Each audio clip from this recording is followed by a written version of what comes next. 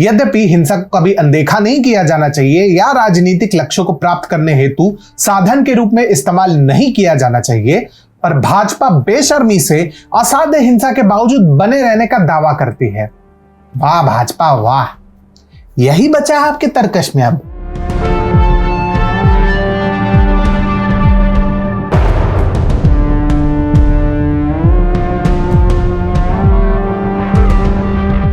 नमस्कार, यह है टीएफआई और मैं अनिमेश पांडे। वर्तमान पंचायत चुनाव के बाद भाजपा के रवैये के आधार पर इनसे कुछ प्रश्न पूछना चाहता हूं, जिसका आशा करता हूं कि इनके पास उत्तर अवश्य होगा। हाल ही में बंगाल में पंचायत चुनाव संपन्न हुए हैं, जिसमें अनेक बाधाओं के बाद भी भारतीय जनता पार्टी बड़ी संख्या में लगभग 10,000 पंचायत सीटों पर विजयी हुई है। अपेक्षाओं के विपरीत बंगाल में भाजपा ने पर्याप्त संख्या में सीटें हासिल की, जिससे सत्तारूढ़ तृणमूल कांग्रेस के वोट शेयर में भी कमी आई। परंतु इस नतीजे पर भाजपा की प्रतिक्रिया सराहनीय नहीं है। लोगों की चिंता और कठिनाइयों को स्वीकार करने के बजाय भाजपा इतनी आसानी से इन सभी बाधाओं के विरुद्ध अपने जीत का डंका बजाने में लगी हुई है। भाजपा जो कर रहा है उसे किसी भी स्थिति में नीतिपूर्ण तो बिल्कुल नहीं कहा जाएगा। बंगाल की विकट समस्याओं को संबोधित करने के बजाय वे हिंसा पर अपनी कथित विजय पर ध्यान केंद्रित करना चाहते हैं। देखो भाई, ये गांधीवादी नौटंकी ना अब नहीं चलने वाली।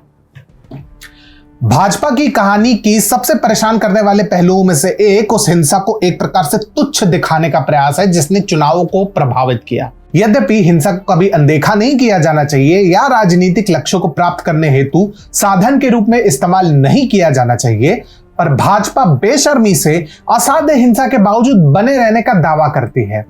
वाह भाजपा वाह, यही बचा है आपके तर्कश में अब।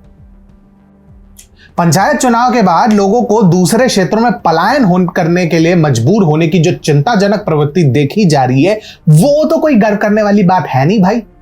यह उथल पुथल, अत्यधिक त्रुटिपूर्ण चुनावी प्रक्रिया और अपने नागरिकों की सुरक्षा और भलाई सुनिश्चित करने में सरकार की विफलता का परिणाम है। यहां केवल ममता सरकार को दोष देना अनुचित होगा, क्योंकि स्थिति को बिगाड़ने की जिम्मेदारी भाजपा प्रशासित केंद्र सरकार की भी है।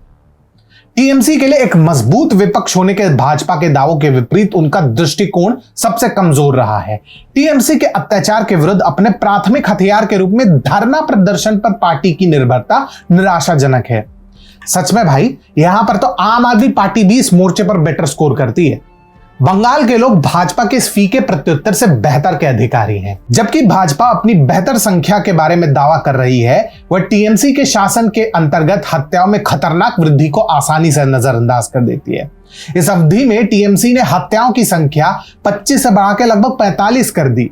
यह वास्तविकता भाजपा के जश्न के खोखलापन को भी उजागर करती है, क्योंकि यह स्पष्ट है कि दोनों पार्टियों के अंतर्गत लोगों के कल्याण और सुरक्षा से समझौता किया गया है। किसी भी तरीके से यह सराहनीय प्रदर्शन कैसे है, जरा बताने का कष्ट करें। ऐसा लगता है कि भाजपा सरकारों को खत्म करने के लिए कांग्रेस समर्थित विपक्ष की जो आलोचना होती है, तो वहीं पे वे अपने अतीत को आसानी से भूल जाते हैं। 1992 में कांग्रेस ने दृढ़ता दिखाते हुए भाजपा के नेतृत्व वाली कई सरकारों के विरुद्ध निर्णायक कार्रवाई की।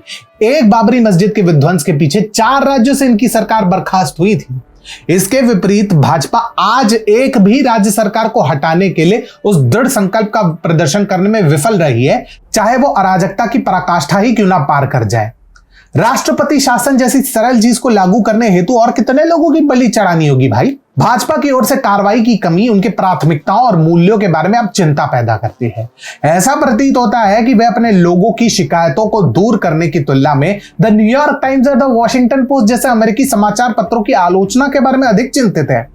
आखिर वर्तमान सरकार किस बात से डरती है? इन्होंने ही अनुच्छेद 370 को हटवाया, इन्होंने ही विमुद्रीकरण पे एक पग पीछे नहीं हटाया, और भारतीय मतदाताओं द्वारा उन पर जताए गए भरोसे का यह विश्वासघात निराशाजनक भी है और प्रभावी ढंग से शासन करने की उनकी क्षमता पर गंभीर संदेह पैदा करता है। बंगाल पंचायत चुनाव ने भाजपा के हिंसा की कायरतापूर्ण नैरेटिव को उजागर कर दिया है। जब वे अपने चुनावी लाभ का उत्सव मनाते हैं, तो वे आसानी से लोगों की पीड़ा और टीएमसी के शासन में बढ़ती हिंसा को नजरअंदाज कर रहे हैं। बंगाल के लोग आत्म बधाई देने वाली बयानबाजी और कमजोर विरोध से बेहतर के अधिकारी हैं। पूरे बंगाल की भलाई हेतु टीएमसी सरकार को हटाना कोई ऑप्शन नहीं है, अपितु अवश्यम भावी है।